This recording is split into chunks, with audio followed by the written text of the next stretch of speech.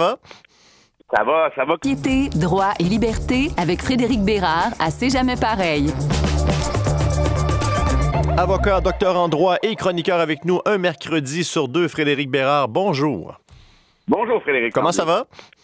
Ça va comme c'est mené, comme disait peu mon grand-père. Ça veut dire que quand c'est bien mené, ben ça va pas mal. Quand c'est mal mené, ben ça va mal. Trois bonnes commandes sur notre menu ce matin. On va tout d'abord commencer avec le dossier de la fuite de données chez Desjardins. On sait qu'il y a 6 co-accusés et que ce sera un procès devant jury. Mais là, comment on réussit à composer un jury de 12 personnes quand on a entendu beaucoup parler de cette histoire et que Desjardins, bon an, an, c'est presque 10 millions de membres et de clients potentiels. Alors, c'est un beau défi pour composer un jury.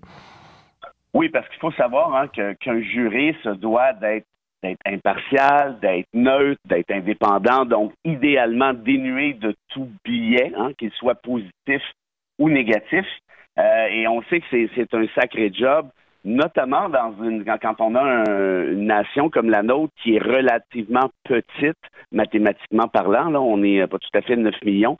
Ça a l'air énorme, 9 millions, mais quand on y pense, ça ne l'est pas tant que ça, surtout quand une histoire comme celle de Desjardins a défrayé la manchette pendant un bon bout de temps. Et comme tu le disais, plusieurs ont des comptes chez Desjardins, que ce soit des comptes personnels, des comptes d'entreprise, leur mère qui a été fraudée, leur oncle, leur sœur, et ainsi de suite. Donc, il faut trouver des gens qui n'ont pas de préjugés favorables ou défavorables à l'institution en rapport à ce qui a pu se passer.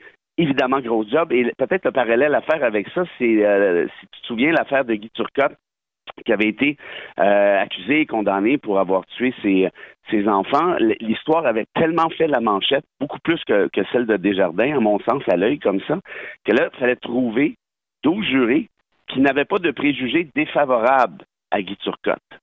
Alors, imagines-tu l'espèce de difficulté? On avait même pensé tenir le procès au Nouveau-Brunswick pour justement être capable de trouver une certaine distance avec ce qui s'était produit. Mais finalement, bon, je pense que ça s'était relativement bien passé de ce que j'ai compris. Mais le juge, initialement, doit être capable de filtrer les jurés pour s'assurer que ces billets n'existent pas. Mais est-ce que théoriquement, quelqu'un pourrait tout de même posséder un compte Desjardins et être accepté dans ce jury? Ben, posséder un compte Desjardins, c'est une chose, mais si la personne a été fraudée, je serais assez surpris que le juge considère que cette personne-là n'a pas de préjugés défavorables, pour pas dire hautement défavorables. Rendu là, c'est une question d'appréciation du juge, et il y a aussi des recommandations qui sont faites de part et d'autre, c'est-à-dire du côté de la couronne et du côté de la défense.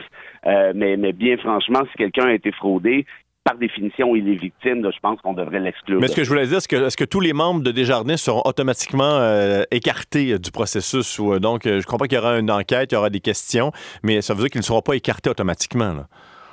Ben, en fait, il faudrait voir, mais si moi, j'ai un compte chez Desjardins et je n'ai pas été fraudé, je n'ai pas subi de préjudice, quoi que ce soit, est-ce que je peux être considéré comme étant neutre? Peut-être. Mais évidemment, si je suis une victime, je pense qu'on oublie ça. Alors, bonne chance aux avocats et aux juges qui vont donc tenter de mettre sur pied ce jury. Bon, on va parler de laïcité, sujet sensible, sujet que tu connais bien, Frédéric Bérard, parce que le Centre de services scolaires des Rives du Saguenay a décidé de retirer de ses établissements certains objets religieux dans la foulée des dénonciations concernant d'éventuels manquements. Je vais insister sur le d'éventuels manquements parce qu'on n'a pas encore de détails sur la loi, sur la laïcité. Écoutons un extrait de l'entrevue que nous a accordée la directrice générale du Centre de services scolaires des Rives du Saguenay un peu plus tôt cette semaine.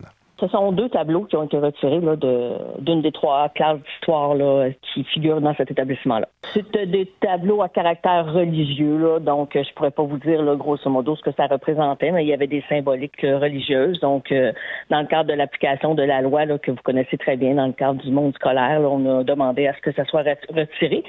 Puis, on a également là, vérifié là, si c'était des outils qui servaient dans un cadre d'apprentissage quelconque au niveau de l'histoire ou peu importe, mais on nous a dit que non, là, on ne faisait pas référence. Donc, on en a retiré à cet endroit-là, puis à 2 autres endroits dans nos écoles primaires, là, entre autres dans certains locaux très retirés, là, où il y avait des objets. Comment interprètes-tu cette réaction, ces actions de la commission du Centre de services scolaires des Rives du Saguenay? C'est un peu difficile parce qu'on n'a pas beaucoup de détails, comme tu le disais. C'est un sujet qui est nécessairement sensible.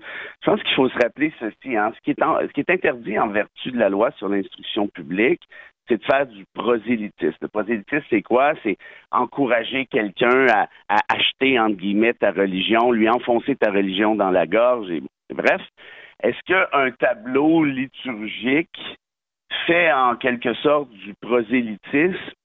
Honnêtement, je pense pas, à moins évidemment que tu mettes une photo de Jésus dans la classe avec un crucifix puis que la professeure fasse faire la prière 12 fois par jour. Là, oui, évidemment, ça serait un cas de prosélytisme marqué, mais d'avoir des tableaux qui traînent dans le fond je sais pas moi, d'un local quelconque, si j'ai bien compris, à des fins peut-être pédagogiques, parce que c'est possible aussi.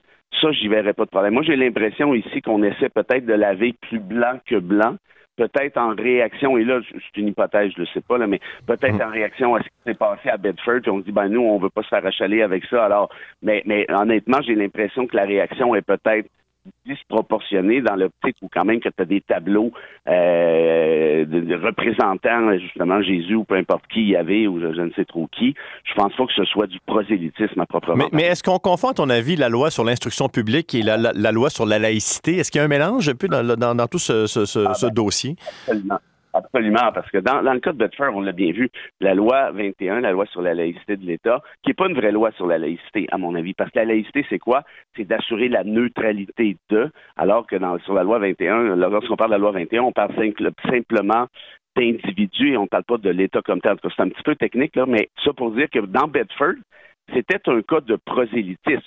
Il y avait des profs qui ont commis d'autres erreurs, là, d'autres fautes, mais qui faisaient du prosélytisme et qui n'étaient même pas visés par la loi 21 parce qu'ils n'ont pas de signes religieux sur eux. Et ça, c'est très grave. On ne veut pas de profs au Québec qui fassent la promotion d'une religion ou d'une autre ou qui essaient d'entrer la religion dans la gorge des enfants, disons ça comme ça. C'est ce qu'on a fait à Bedford. Ces gens-là ont été suspendus, ils seront peut-être congédiés, et puis en ce qui me concerne, bon débarras si c'est le cas.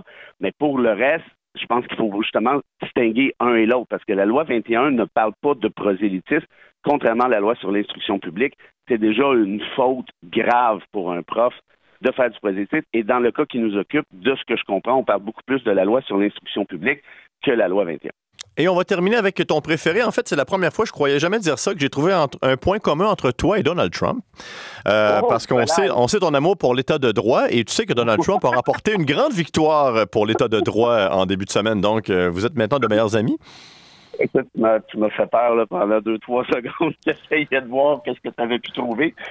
Écoute, je te répondrai à ça oui et non. Mais il faut préciser pour les auditeurs, en fait, c'est que c'est l'abandon des poursuites parce qu'il est considéré comme un président. Il y a comme une loi non écrite ou non, je ne sais pas, aux États-Unis, qui fait en sorte qu'on ne poursuit pas des présidents donc en fonction ou désignés.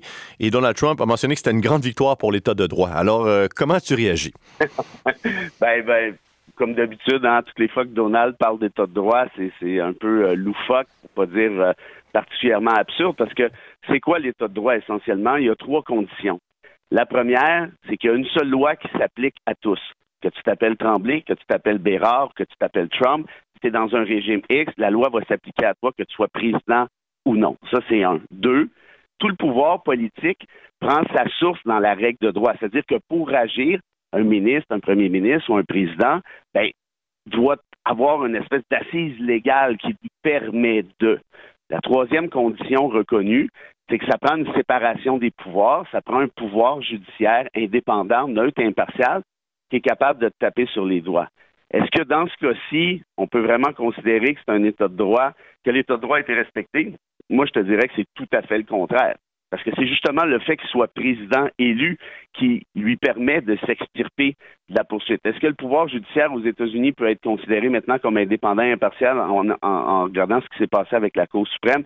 J'en doute. Et est-ce qu'un président tire sa source de légitimité dans la règle de droit? Est-ce qu'un gars comme Trump va respecter la règle de droit? Je pense que c'est tout à fait le contraire. Alors, en d'autres termes, tu vois, je me sens pas particulièrement visé. Je pense que c'est plus Donald là, qui fait comme d'habitude, c'est-à-dire instrumentaliser la règle de droit à son pur profit.